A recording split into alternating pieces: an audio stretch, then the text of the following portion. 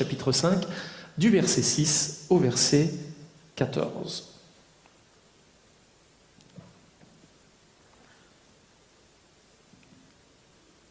Vous pouvez le suivre sur le PowerPoint qui est sur le mur.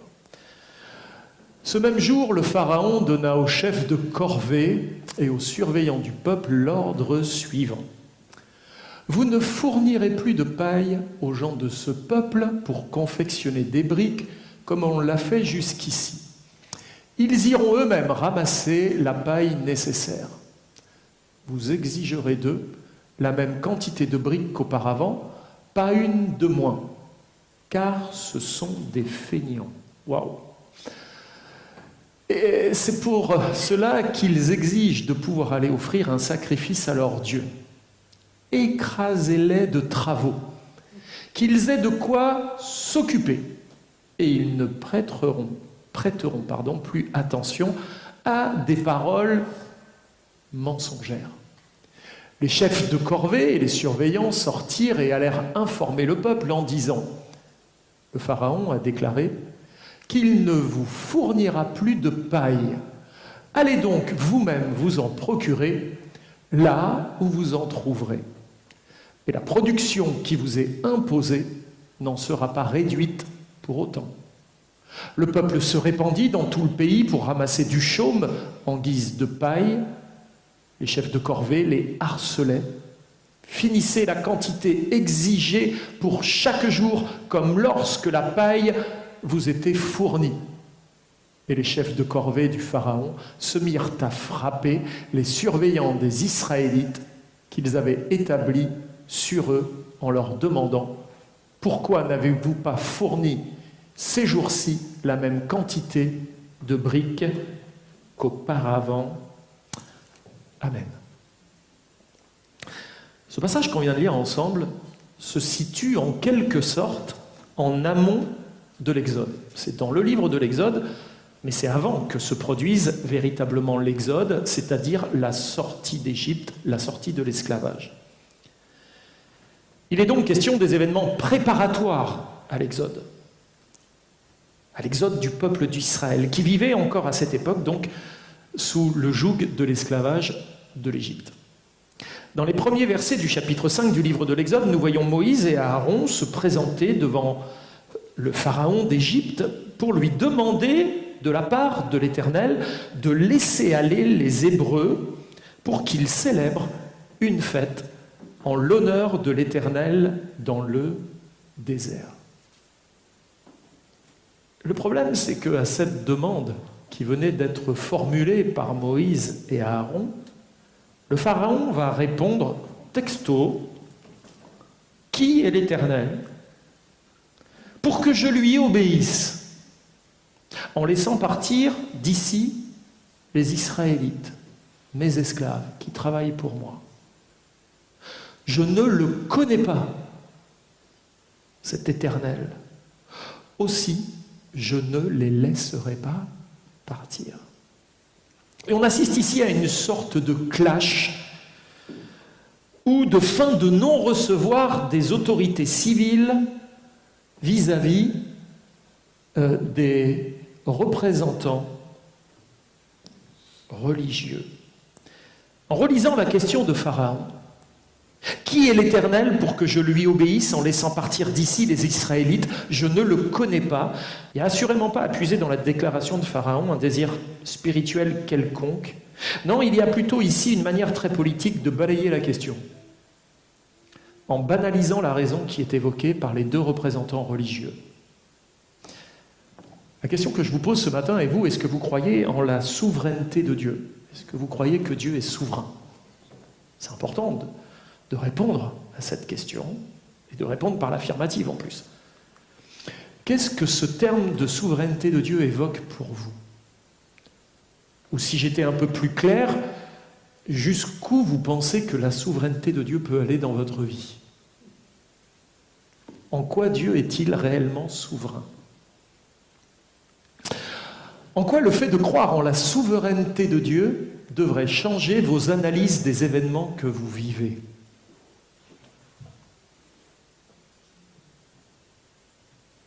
Ça va, ça réfléchit?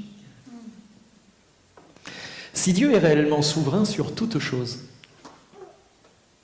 s'il gouverne véritablement le monde, il y a parfois devant nous des petits pharaons. Non? Je pense que vous avez dû tous en rencontrer, des petits pharaons, qui prétendent eux aussi gouverner les choses. Vous dites que l'Éternel gouverne. Ben, moi aussi, pharaon, je gouverne. Et parfois, on peut croiser des petits pharaons qui aiment bien gouverner les choses. Et notre attitude de cœur dans de telles situations est particulièrement significative. Dans Exode 5.3, Moïse et Aaron répondirent à Pharaon, « Le Dieu des Hébreux nous est apparu. Permets-nous donc d'aller à 3 journées de marche dans le désert pour offrir des sacrifices à l'Éternel notre Dieu, pour qu'il ne nous frappe pas par une épidémie ou par la guerre. » On voit que là, le but de la demande est clairement indiqué. Moïse et Aaron se retrouvent devant Pharaon pour demander une chose simple. Nous voulons, avec le peuple, aller dans le désert. On ne veut pas aller à la fête foraine, on ne veut pas aller dans un parc d'attractions, on ne veut pas aller à la plage. On veut aller dans le désert et on veut aller adorer notre Dieu. Est-ce que vous croyez que la demande est bonne? Mais bien sûr qu'elle est bonne. En tant que chrétien, on se dit, mais tous les chrétiens doivent être dans ce désir d'aller adorer Dieu. Seigneur, je suis dans la joie quand on me dit « Allons à la maison de l'Éternel ». Je m'en vais adorer Dieu avec mes frères et mes sœurs, et nous savons que le Seigneur souhaite que nous venions l'adorer. Et là, le peuple qui était esclave se sent appelé par Dieu, puisque Dieu est apparu à Moïse et à Aaron, en leur disant « Venez m'adorer dans le désert. Vous allez faire 3 jours de route, puis là, dans le désert, je vous y attendrai pour venir m'adorer. » Et donc la demande de Moïse et d'Aaron auprès de Pharaon, c'est « Permets que ce peuple puisse aller pendant 3 jours, partir, ne plus fabriquer de briques pendant 3 jours, cesser leurs activités pour aller adorer leur Dieu. » Il est question d'aller offrir des sacrifices à l'Éternel, d'aller louer Dieu, d'aller l'adorer. Et Pharaon va rétorquer aussitôt, dans Exode 5.4, « Moïse et Aaron, pourquoi détournez-vous le peuple de ses travaux? Retournez à vos corvées. » Bon, les congés payés, je pense, n'existaient pas à cette époque. Donc, on bossait 365 jours par an quand on était esclave, il n'y avait pas de jour de repos. Et là, Moïse, poussé par Dieu, va demander 3 jours. Savez-vous que dans ces chapitres, les différents termes utilisés pour évoquer la notion de travail et l'expression « rendre un culte » sont identiques dans le texte original. Est-ce que vous auriez mis l'expression « travail » et « rendre un culte », vous auriez assimilé ces 2 mots? Non. Pourtant, vous irez dans l'hébreu, si vous connaissez un peu l'hébreu, et vous verrez que c'est les mêmes termes, en tout cas les mêmes racines hébraïques.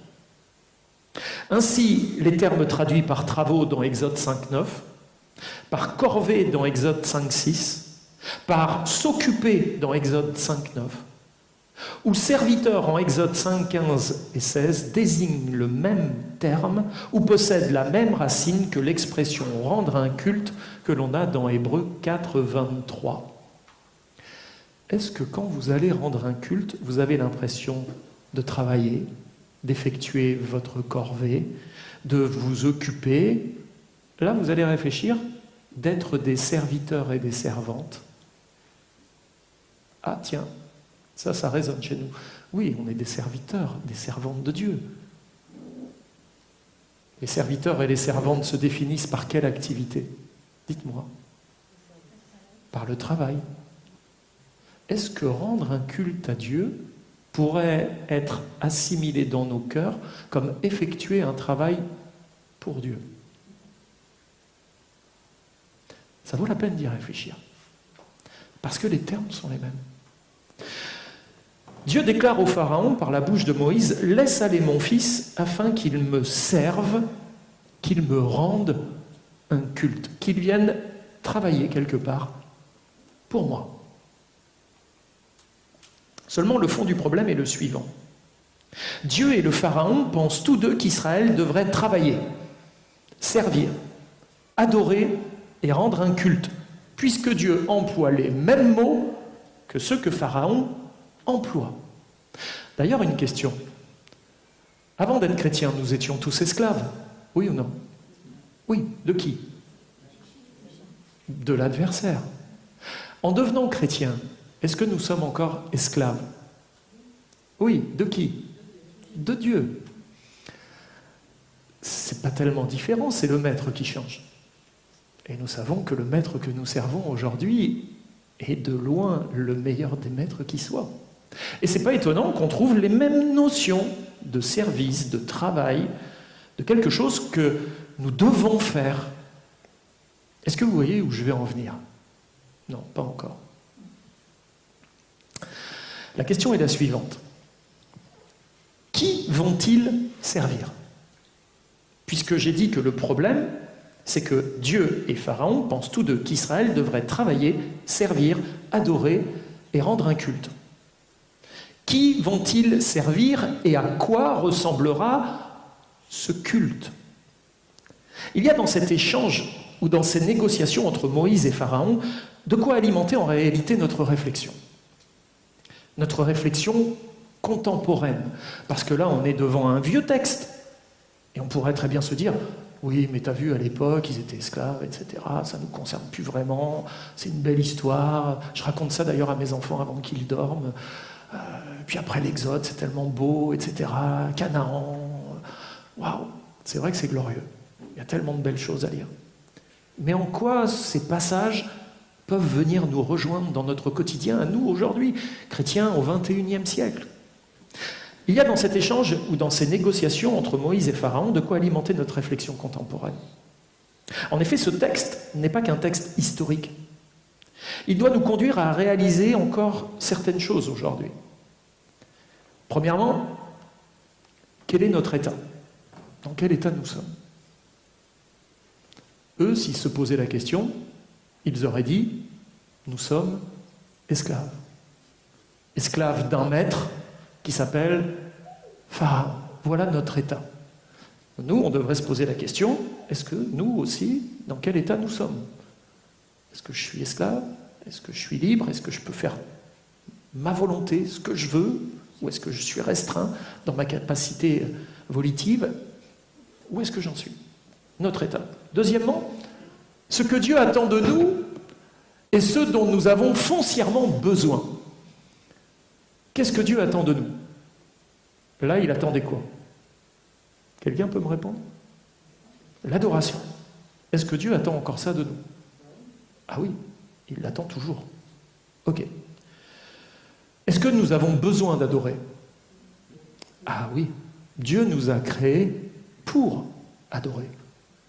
Jean Calvin disait, le cœur de l'homme est une fabrique à idoles. C'est-à-dire que s'il n'adore pas le vrai Dieu, il va se fabriquer des idoles qu'il va adorer. Alors on peut adorer plein de choses. On peut adorer sa femme, ses enfants, son mari, sa voiture, l'Olympique de Marseille, l'argent, les biens. On peut adorer plein de choses. Plein. Si Dieu n'est pas dans notre cœur, on va trouver d'autres choses à adorer. Pourquoi? Parce que c'est un besoin foncier que Dieu a mis en nous. L'être humain a besoin d'adorer, voire même de se retrouver en compagnie de gens qui adorent la même chose. Et là, ça matche bien. Quand je me retrouve avec des gens qui ont les mêmes désirs que les miens, le même désir d'adorer les mêmes choses que moi, je vais les appeler mes amis. Ça devient mes amis, mais en fait, ce sont des adorateurs qui adorent la même chose que moi. Qu'est-ce que Dieu attend de nous et ce dont nous avons foncièrement besoin? Troisièmement, qu'il y aura toujours des combats extérieurs et intérieurs à mener. Quand on veut venir adorer Dieu, lorsqu'on a cet appel à aller adorer Dieu, attendez-vous toujours à des combats. Des combats intérieurs et des combats extérieurs. Est-ce que vous croyez que les Hébreux, que Dieu appelle à venir adorer, que Dieu appelle à venir les servir, le servir se retrouve dans des combats? Ah ben bien sûr. Et quels combats? Quatrièmement, que l'adversaire ne lâchera pas son emprise aussi facilement. Donc ça veut dire que déjà, on devrait concevoir qu'on est peut-être tenu par quelque chose ou par quelqu'un. Et que ce quelqu'un ou ce quelque chose ne veut pas nous laisser partir. Dieu nous appelle à venir adorer, mais notre pharaon, notre petit pharaon, est en train de dire non, tu n'iras pas adorer. Parce que moi, je veux que tu me serves.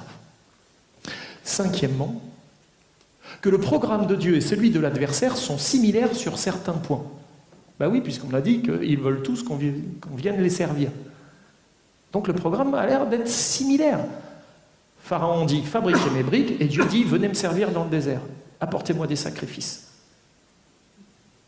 Sixièmement, que la victoire nous est pleinement assurée si nous réalisons quelle est la finalité divine et la capacité de Dieu à nous y faire entrer. En tant que chrétien, on devrait comprendre que même si on a des combats, même si on a des pharaons dans notre vie, même s'ils réclament certaines choses, alors que Dieu est en train de réclamer aussi de son côté, à la finalité, Dieu aura la victoire. Poursuivons notre partage. Exode chapitre 5, versets 6 et 9. Ce même jour, Pharaon donna aux chefs de corvée et aux surveillants du peuple l'ordre suivant: vous ne fournirez plus de paille aux gens du peuple pour confectionner des briques, comme on l'a fait jusqu'ici, ils iront eux-mêmes ramasser la paille nécessaire. Vous exigerez de la même quantité de briques qu'auparavant, pas une de moins, car ce sont des feignants. C'est pour ça qu'ils exigent de pouvoir aller offrir un sacrifice à leur Dieu, écrasez-les de travaux, qu'ils aient de quoi s'occuper, et ils ne prêteront plus attention à ces paroles mensongères. Réfléchissons un peu à la scène qui est décrite dans les différentes interactions. Dieu demande à son peuple d'aller le servir dans le désert, d'aller le louer et l'adorer en lui offrant des sacrifices. Pharaon refuse catégoriquement l'idée que le peuple parte 3 jours pour aller adorer le Dieu des Hébreux en déclarant illégitime cette demande, en la qualifiant même de paroles mensongères adressées à un peuple de feignants. Il n'est pas trop sympa, Pharaon, quand même. Je ne sais pas si vous êtes employé, bon, certains sont retraités, mais ils ont au moins connu ça. Si vous étiez allé voir votre patron en lui disant « Voilà, patron, je viens vous voir, je voudrais me prendre 3 jours, parce que je sens que j'ai besoin d'aller me consacrer, Dieu m'appelle à venir le prier et l'adorer. » Surtout si le patron est en plein rush et qu'il y a des commandes à fournir. A priori, Pharaon était en plein rush. Ah ben non. Non, mais moi, je ne te laisserai pas partir. Je n'ai pas de raison de te donner 3 jours comme ça. Pharaon donc refuse catégoriquement la demande. Il va même aller loin. Il va dire, pour moi, vous êtes un peuple de feignants qui croyez dans des paroles mensongères. Ok, a priori, il n'est pas très chrétien, Pharaon. Et la sanction va tomber. C'est pas seulement qu'il dit non, je veux pas, mais il va mettre une sanction. Écrasez-les de travaux, qu'ils aient de quoi s'occuper, ils ne prêteront plus attention à des paroles mensongères. Là où nous en sommes, nous devrions nous questionner et nous poser plusieurs questions. La première, en effet, pour qui travaillons-nous réellement? Moi, en tant que pasteur, je n'ai pas trop de difficulté à répondre à cette question. Mais je pourrais très bien travailler pour un conseil d'administration. Travailler pour vous. Mais vous, pour qui travaillez-vous? Parce que c'est la question de ce matin. Pour qui vous travaillez? C'est important de le savoir car nous adorons toujours la personne pour qui nous travaillons. Ah non, moi j'adore pas mon chef, hein. Non mais là, pasteur, tu vas trop loin. On adore toujours la personne pour qui nous travaillons. Je ne veux pas dire par là que sur votre lieu de travail, vous adorez votre chef, même si ça peut être le cas. La question est de savoir à qui nous essayons de plaire par notre travail. Il y a un texte dans la Bible qui dit « Faites tout pour la gloire de Dieu ». Si vous servez vos maîtres, faites-le comme si vous serviez le Seigneur lui-même. Ah tiens, c'est intéressant, la notion de travail en rapport avec Dieu. Pour qui je travaille réellement? Quand je me lève le matin, quand je pars travailler, qui je vais servir? Réfléchissez à cela. Pensez à cela. Deuxièmement, de qui nous cherchons à obtenir l'approbation? Ou qui cherchons-nous à tout prix à ne pas décevoir? Parce qu'on peut se poser la question. Moi, je veux que mon patron ait une bonne impression sur moi. Parce que c'est aussi la garantie que peut-être à la fin de l'année, j'aurai ma prime, quoi. Ou peut-être une possibilité de monter dans la boîte, quoi. Mais de qui je cherche l'approbation, moi, qui suis chrétien, chrétienne? Qui je cherche à tout prix à ne pas décevoir dans ma vie? Mon chef? Mon conjoint? Mes amis? Mes parents? Moi-même? Dieu?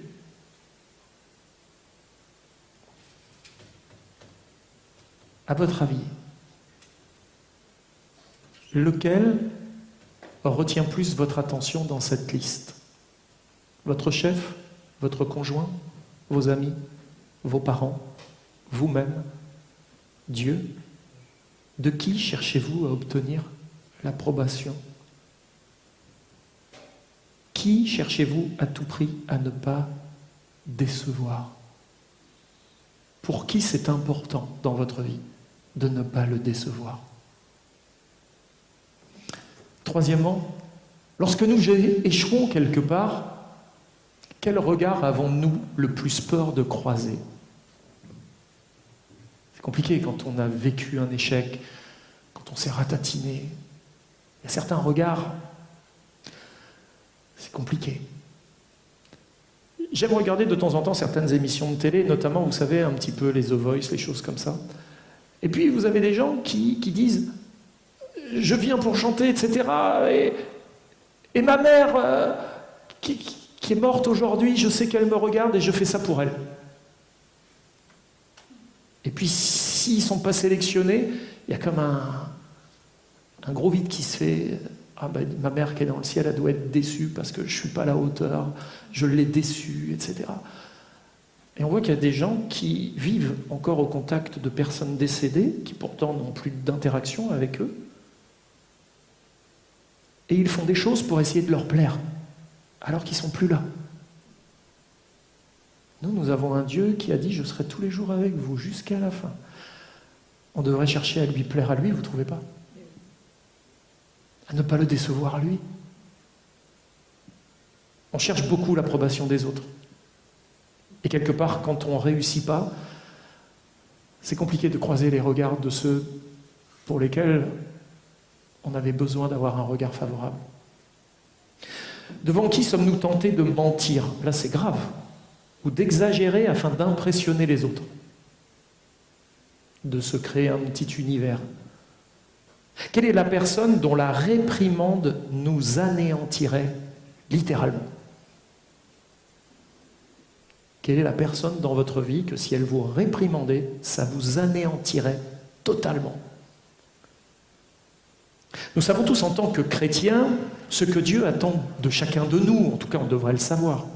Dans Jean 4, 23, il est écrit « Mais l'heure vient, et elle est déjà là où les vrais adorateurs adoreront le Père par l'Esprit et en vérité. Car le Père recherche des hommes et des femmes qui l'adorent ainsi. » Qu'est-ce que Dieu veut de nous? Qu'on l'adore. Pas parce que Dieu aime être adoré et qu'il a un ego surdimensionné qui se dit « Ah, je veux que des gens viennent m'adorer. » Dieu, au sein de la Trinité, Père, Fils, Esprit, s'auto-suffit. Il n'a pas besoin de nous. Par contre, il nous a créés avec le besoin d'adorer, et il sait très bien que si nous ne venons pas l'adorer, on va adorer autre chose, et que ça va être terrible pour nous, parce que les faux dieux, c'est ce qui va venir blesser, torturer notre vie. Donc, Dieu nous attire à lui, il veut des adorateurs, pas pour satisfaire son ego, mais parce qu'il nous a créés avec un besoin d'adoration, et qu'il sait très bien que c'est en allant l'adorer lui qu'on va le plus s'épanouir. qu'on va être heureux, heureuse. Aussi fort de la connaissance de cette recherche divine et du besoin de la créature de pouvoir adorer, nous sommes spirituellement enclins à adorer, à nous retrouver au milieu d'autres adorateurs, adoratrices, pour célébrer la gloire et le nom de notre Dieu. Seulement, nous devons nous attendre à ce que Pharaon ne nous lâche pas si facilement. Vous savez par expérience quelles sont toutes les choses, circonstances, charges, responsabilités ou occupations qui ont été mises sur vous dès l'instant où vous réalisez l'appel de Dieu à l'adoration qui commence toujours par la cessation de nos activités courantes. On ne peut pas adorer Dieu si on ne cesse pas ses activités courantes. Dieu aurait très bien pu dire, pendant que vous êtes en train de fabriquer des briques, pensez à moi, adorez-moi, en faisant votre taf. Non, Dieu dit, vous allez tout arrêter. Vous allez venir 3 jours dans le désert, vous cessez vos activités, vous venez pour me servir. On ne peut pas servir 2 maîtres. On ne peut pas servir Pharaon et servir Dieu en même temps. Il faut cesser l'activité, faire un stop, mettre un break dans son agenda et se dire, là, c'est le temps de l'adoration. Dieu m'appelle à venir le servir. Et quand vous allez commencer à mettre un break dans votre agenda pour aller servir Dieu, et que vous n'allez pas mettre juste des cases vides, mais vous allez mettre « servir Dieu », « aller adorer Dieu », croyez-moi, Pharaon va se manifester. Il va venir vers vous. Comment ça, là? Ah non, non, pas du tout. Vous savez, par expérience, toutes les circonstances, toutes les charges, toutes les responsabilités et toutes les occupations qui ont été mises sur vous dès l'instant où vous allez réaliser, où vous avez réalisé que Dieu vous appelle à l'adoration et à la cessation des activités courantes.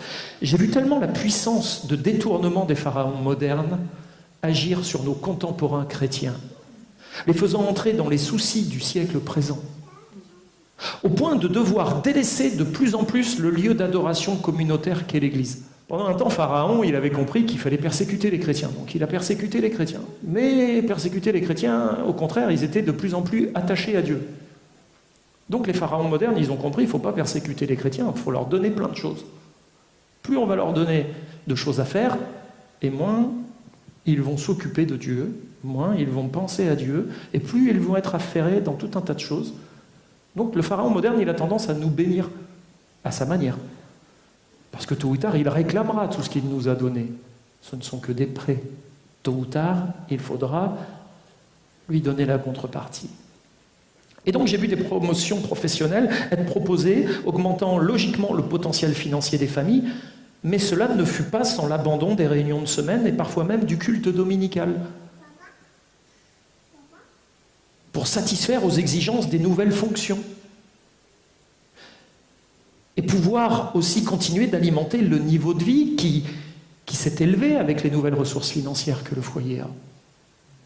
Et on entre dans une espèce de cercle vicieux, au lieu d'entrer dans un cercle vertueux. Répondez à ces questions dans votre cœur. Vous arrive-t-il de penser que l'on vous en demande toujours plus?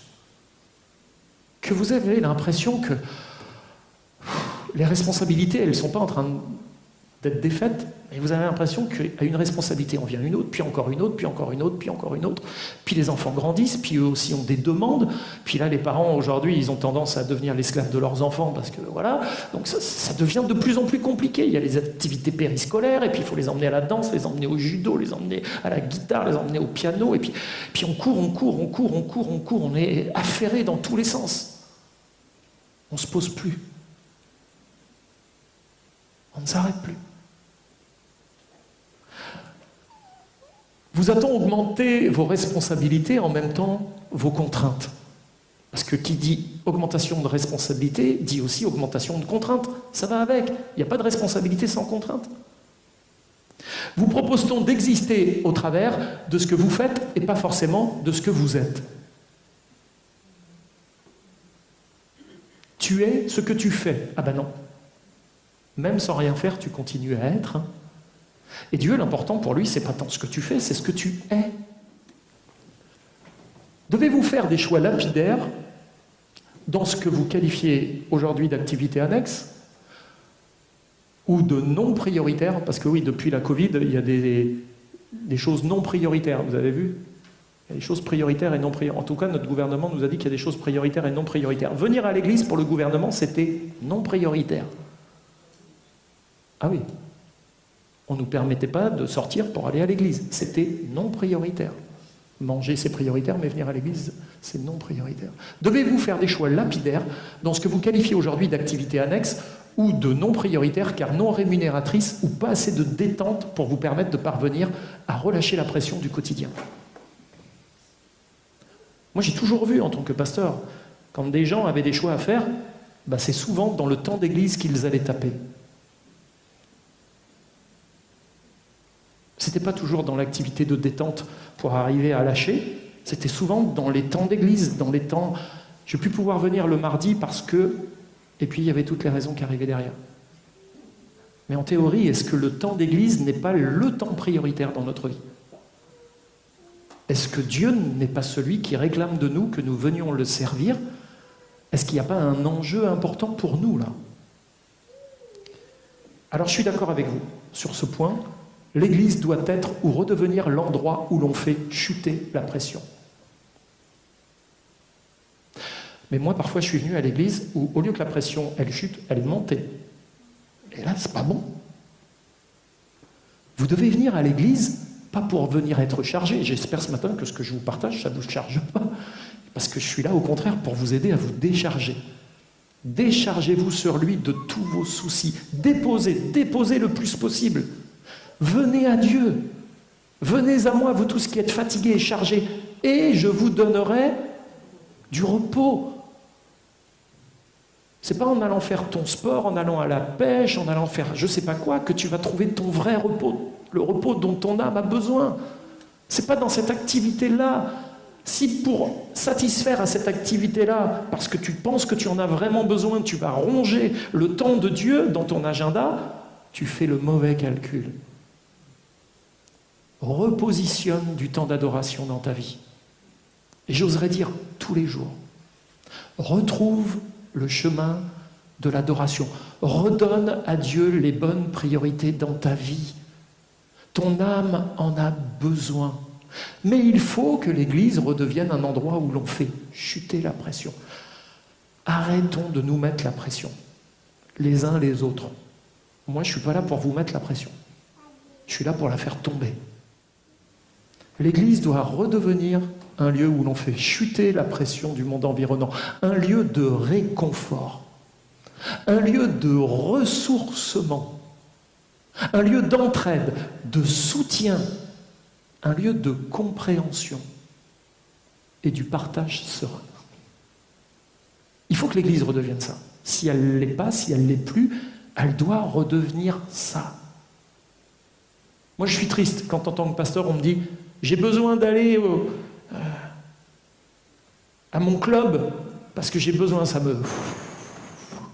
Sinon, je craque, hein, pasteur. Mais viens donc à l'église. On va t'aider à lâcher ce qui doit être lâché. Viens passer un entretien, on a mis des beaux fauteuils là-haut, on est en train de mettre des coins pour qu'on puisse se retrouver, pour prier ensemble, des coins de discussion, de partage. C'est important pour moi de pouvoir vous accompagner à lâcher du lest, lâcher de la pression. Et l'Église doit travailler à cela. Donc vous avez compris, il n'y a aucunement de jugement de ma part dans mon sermon, mais juste une sainte exhortation à redoubler de vigilance et à ne pas laisser une certaine forme de naïveté et d'appétit matérialiste venir vous ravir le prix de votre course en sachant qu'on n'a jamais été si proche de la ligne d'arrivée qu'aujourd'hui. Alors, devons-nous être étonnés de la manière dont le monde agit, sincèrement? Si les anciens pharaons persécutaient nos frères et nos sœurs en la foi et les asservissaient en agissant avec la coercition et la répression, les pharaons modernes ont trouvé, pour que nous servions leur projet, d'autres moyens de nous maintenir l'esprit occupé loin des priorités de Dieu. Et croyez-moi, ces moyens sont tout aussi puissants. Pour autant, n'imaginez pas que leur arsenal de persécution a été déclassé et mis au rebut. Il est prêt à reprendre du service dès la moindre résistance de votre part. On a vu qu'il suffit de mettre un gilet jaune et se mettre dans un recoin pour voir que l'arsenal de coercition n'est pas très loin. Commencez à dire « je veux aller adorer mon Dieu et mettre la priorité à mon Dieu » et attendez-vous à ce que les pharaons commencent à sortir les dents. L'arsenal de coercition n'est jamais très très loin. Donc n'imaginez pas que l'arsenal de persécution a été déclassé et mis au rebut. Il est prêt à reprendre du service dès la moindre résistance, dès qu'elle se manifestera contre la réalisation de leurs projets. Parce qu'eux aussi ont des projets. Qu'est-ce que Dieu disait à Moïse avant de l'envoyer vers Pharaon? Je sais, dans Exode 3,19, regardez bien, je sais que le roi d'Égypte ne vous laissera point aller, si ce n'est par une main puissante. C'est-à-dire que Dieu, avant d'envoyer Pharaon, avait parlé à Moïse et lui avait dit « Je sais qu'il ne vous lâchera pas ». On pourrait se dire « Mais pourquoi Dieu n'est pas tout de suite passé à la manière forte ?» Pourquoi il a envoyé Moïse? Je sais que le roi d'Égypte ne vous laissera point aller. En réalité, la prise de conscience du peuple n'était pas véritablement suffisante pour sa libération. Il savait ce que Dieu voulait. Dieu avait parlé, il avait parlé à Moïse. Le peuple savait que Dieu voulait qu'ils aillent adorer dans le désert. Mais la prise de conscience, ce matin, tu peux t'arrêter à une prise de conscience et te dire, wow, le pasteur nous a parlé ce matin, bon, ouf. Il va falloir qu'on laisse décanter, digérer un peu le truc. Quand le Seigneur me mettait à cœur de prêcher ça, je disais, pouf, c'est lourd quand même. Pour le deuxième culte, c'est lourd. Mais bon, j'apporte ce que le Seigneur me donne à vous apporter. Et on sait ce que Dieu veut. Je ne vous invente rien en vous disant, Dieu vous attend dans le lieu d'adoration. Dieu t'attend, mon frère, dans le lieu d'adoration. Dieu t'attend, ma sœur, dans le lieu d'adoration. Il ne t'y voit pas assez souvent. Et même des fois, quand tu arrives à avoir un peu de temps, il te sent ailleurs tellement préoccupé. Tu n'es pas avec lui. Tu es préoccupé. Tu te sens chargé, harassé, harcelé. La prise de conscience n'est pas suffisante pour vivre la libération. Pasteur, qu'est-ce qu'il faut qu'on fasse alors? Tu veux que je te dise? Tu peux rien faire. Tu vas peut-être essayer de trouver une nouvelle méthode pour essayer de l'opposer à l'ancienne. Tu te dis, je vais mettre des rappels dans mon agenda électronique, des bips, des notifications, ça va sonner pour que je puisse aller rejoindre Dieu. Ouais, mais tu vas te mettre ton rappel, tu vas te mettre tout un tas de choses en place. Et puis ce temps-là, que tu vas avoir mis de côté, et je le sais, je l'ai fait, tu vas t'asseoir et là tes pensées vont faire tu vas penser les enfants, et puis ce soir, et puis le crédit, et puis comment on va faire, et puis les problèmes, et puis il y a la douche qui fuit, et puis il y a... Et puis tu ne seras pas dans le lieu d'adoration. Tu seras perturbé par toutes les choses qui t'environnent. Qu'est-ce qu'on doit faire, pasteur? Il fallait bien plus que la réalisation de l'existence d'un joug. C'est bien déjà de se dire, il y a un joug qui est sur moi, là, je le sens. Et... Alors, la prise de conscience, elle est bonne, mais il fallait bien plus que de réaliser qu'il y avait un joug qui était sur leurs épaules, et la volonté parfois juste très humaine de s'en extraire. Je termine. Seulement devant la résistance de Pharaon et avant que Dieu n'intervienne, nous voyons le peuple réagir à travers leurs représentants. C'est-à-dire que Moïse est venu, libère le peuple, Pharaon il dit non, allez, vous allez faire un peu plus, vous allez travailler un peu plus, ça vous évitera de continuer à penser, moi je vais vous occuper l'esprit. Effectivement, alors que Pharaon augmente les contraintes du peuple, en maintenant la même production de briques sans fournir la paille nécessaire pour leur confection, nous voyons que les représentants des enfants d'Israël viennent vers Moïse et Aaron, et regardez ce que disent les représentants d'Israël.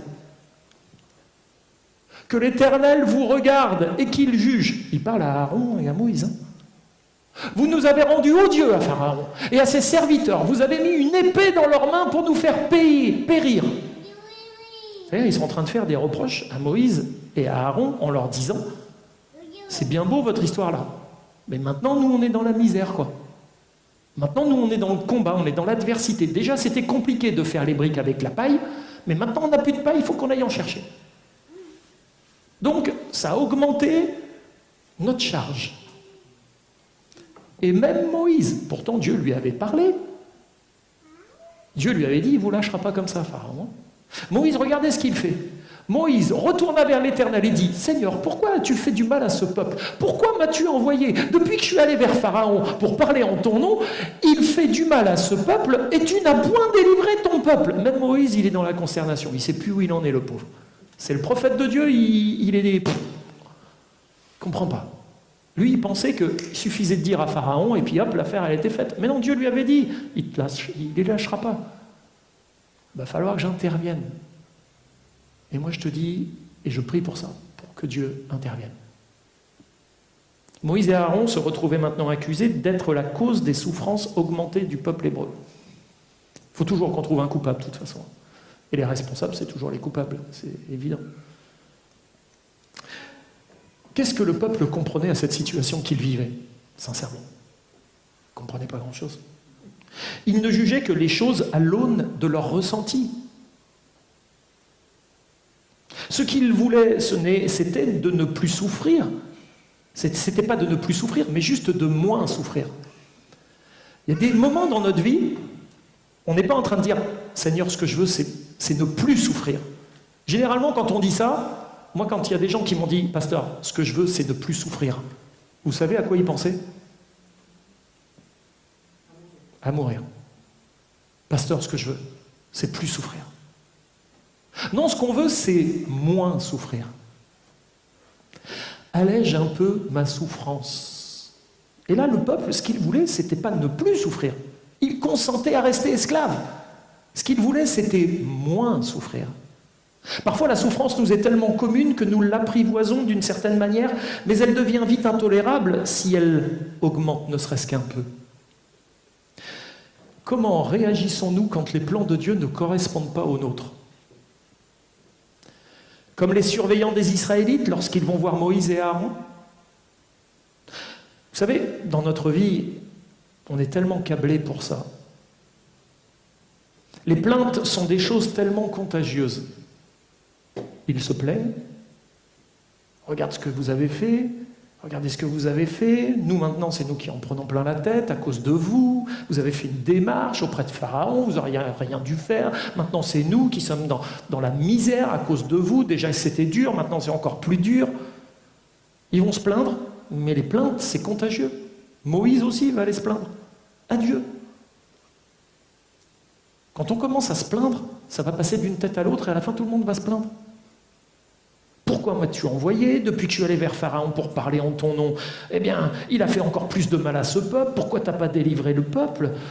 Vous est-il déjà arrivé de vous dire que, voulant faire la volonté de Dieu, les choses sont allées de mal en pire? Moi, je croyais qu'en faisant la volonté de Dieu, tout allait s'aplanir, quoi. Ah ben non! Dès l'instant que j'ai dit, mais moi, c'est bon, là, c'est décidé... Je veux faire la volonté de Dieu, je vais faire du tri dans ma vie, dans mon agenda, dans mes priorités. Mon Dieu, c'est la catastrophe quand tu fais ça. Les pharaons, ils sortent de partout, ils t'en mettent encore plus. Même la voiture, elle ne veut plus démarrer, la box internet, elle ne veut pas marcher, il n'y a rien qui marche. Pression, pression, pression, pression. Il essaye de tout faire pour pas que ça fonctionne. Pour nous charger encore plus. L'attitude du peuple hébreu est tellement peu originale. Le peuple se répandit dans tout le pays d'Égypte pour ramasser du chaume au lieu de la paille. C'est-à-dire qu'au lieu de se dire « Non mais là, il y a un combat qui est en train de se mener, on va tous aller prier les frères, on sait que Pharaon, il ne va pas lâcher comme ça, on va continuer notre intercession et puis on y va. » Non, allons vite chercher du chaume dans les champs pour fabriquer les briques. Je suis sidéré, moi, quand je vois ça. Il est facile de faire des raccourcis et penser que Dieu est synonyme de malheur et de mauvais traitement dans nos vies. Nous voyons ici que Pharaon ne voyait pas pourquoi il aurait dû obéir à l'Éternel, qu'Israël ne comptait pas non plus qu'il pouvait assurément faire confiance à Dieu. Tandis que les promesses de Dieu semblaient tarder, le cœur des Israélites se dévoilait en réalité dans cette situation présente. À l'écoute des promesses de bénédiction, ils étaient heureux, ils étaient contents. Ah, Dieu va nous bénir, Dieu prépare des choses glorieuses pour nous. Mais lorsqu'ils se virent dans une très mauvaise situation, ils commencèrent à se plaindre du même Dieu qui leur avait fait pourtant de belles promesses. Et le délai d'attente entre les promesses de Dieu et leurs accomplissements met souvent notre confiance à l'épreuve. Et c'est dans ces périodes que nos plaintes prouvent que nous ne connaissons pas suffisamment l'Éternel. Elles témoignent d'une carence dans nos vies. Je ne sais pas si mon sermon de ce matin va mettre en lumière les sentiments des cœurs et révéler que nous aimons peut-être davantage les bénédictions de Christ que Christ lui-même. Nous lui faisons confiance lorsqu'il nous donne ce que nous désirons. Mais notre confiance peut très vite s'étioler dès que la situation semble tourner en notre défaveur. Et lorsque cela se passe ainsi, nous devons plutôt rapidement lever nos yeux vers la croix et contempler le Dieu qui est le seul capable de changer le mal en bien. Dans Exode 6.1, il est écrit « Tu verras maintenant ce que je ferai à Pharaon.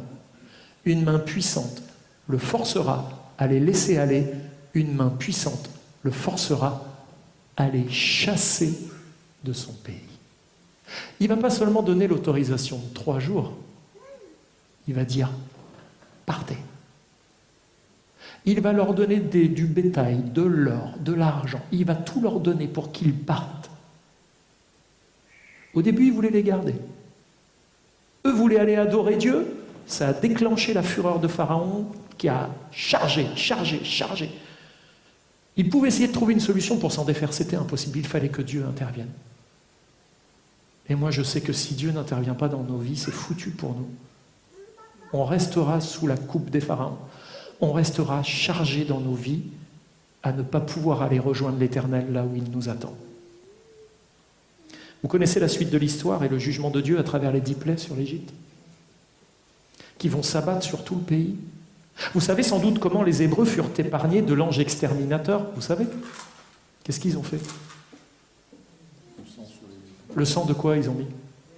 Ah tiens, ils ont mis le sang de l'agneau sur les linteaux de leur maison et ça les a protégés de l'ange exterminateur. Vous voyez à peu près le parallèle là? Vous en êtes où avec le sang de l'agneau dans vos vies? On devrait se badigeonner du sang de l'agneau tous les jours. Grâce au sang de l'agneau immolé, ils étaient protégés de l'ange exterminateur. Ça servait de moyen de reconnaissance dans le but de les épargner du jugement de Dieu. Parce que jugement de Dieu, il allait y avoir. Dieu le savait que son jugement allait s'abattre, avant même d'avoir envoyé Moïse et Aaron la première fois. Croyez-vous que Dieu a abandonné l'idée de rassembler son peuple pour qu'il le serve? Non. Croyez-vous que Dieu a des moyens de nous libérer des esclavages modernes dans lesquels nous sommes enferrés? Oui. Notre confiance en Dieu est-elle toujours aussi vive et le sang de l'agneau est-il sur nos vies aujourd'hui? Aussi, je vous invite ce matin à renouveler votre engagement vis-à-vis de Dieu, à ne pas vous laisser captiver par les annonces des pharaons, même si vous sentez l'oppression sur vos vies au quotidien. Dieu n'est pas menteur. Et si ça peut vous rassurer, vous n'êtes pas des feignants. Même si Pharaon a tendance à le dire, parce qu'il voudrait tellement que vous en fassiez encore plus pour augmenter ses bénéfices. Que le sentiment de votre cœur, de notre cœur, soit transformé, afin que nous soyons en mesure d'aimer le Seigneur en toutes circonstances, en ayant sans arrêt notre cœur rempli de reconnaissance. Dieu prépare notre sortie d'Égypte. Nous sommes certainement encore sous certains esclavages, et nous le ressentons parfois.